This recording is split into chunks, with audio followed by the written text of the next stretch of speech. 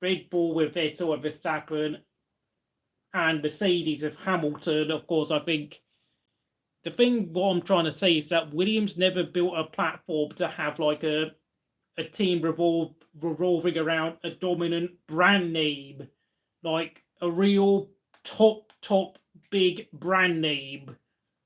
Like Williams were always more interested in buying drivers who had already established themselves, like Prost and Senna. I mean, of course, once those two disappeared, then of course they were left to go after the likes of Damon Hill, Villeneuve, and of course Frentzen. I think a big mistake Williams made after like 2000 and after Villeneuve and Frentzen left was to then continue signing drivers of a lesser stature like Ralf Schumacher and Montoya, despite the fact that those two were already, what was it, in their late 20s.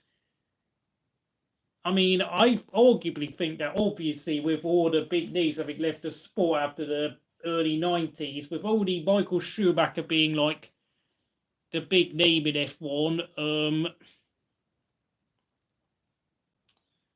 Michael Schumacher being the only big name, like I mean, the thing to do after that was to go and get like a big young talent like Kimi Räikkönen or Fernando Alonso.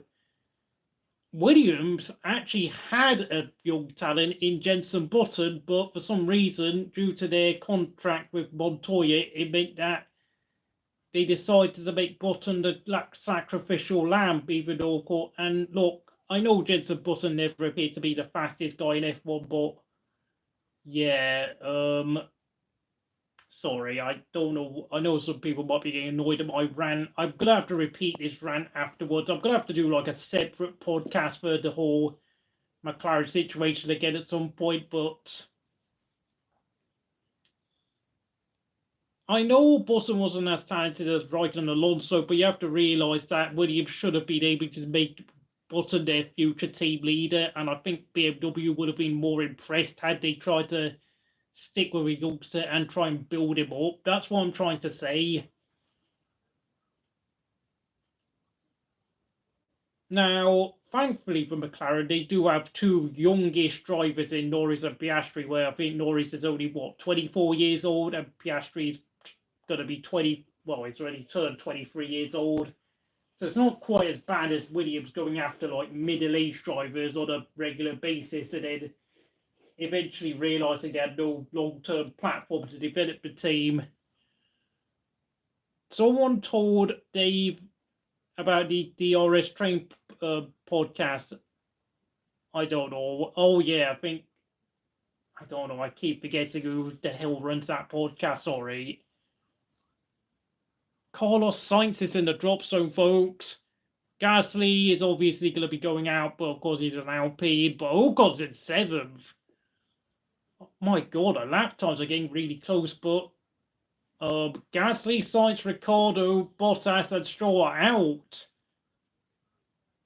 Oh, Sainz has just gone 4th. Albon is in the drop zone. Albon's going out.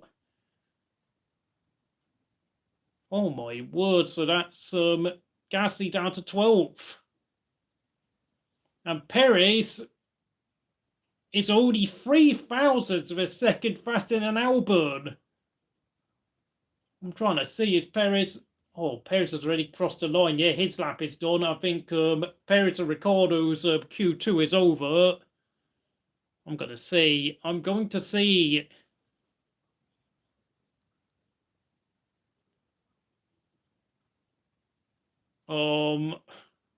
I'm trying to say is that McLaren need to establish a number 1 between Norris and Piastri from now on, because otherwise they will risk turning themselves into Williams, where they never really commit to anyone. They want to try and put the team first, but they don't realise that in F1, especially in modern F1, they need to commit to a driver.